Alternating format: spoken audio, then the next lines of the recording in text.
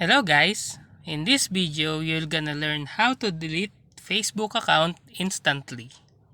So first, you need to tap Facebook application. Then tap the three lines in the upper right corner. And then scroll down. Then tap Settings and Privacy. Tap Account Center. And then tap Personal Details.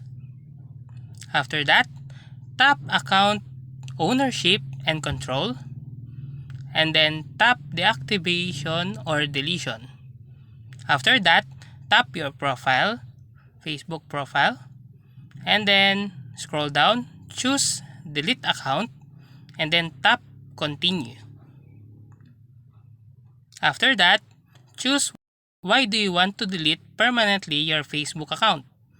And then continue. Tap Continue again. Scroll down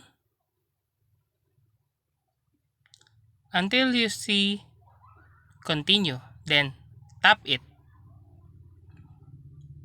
Enter your password and then tap Continue to permanently delete your Facebook account instantly. So that's how easy to delete your Facebook account instantly. If you like this video, please click the subscribe button or click the bell icon to notify you to our next tutorial.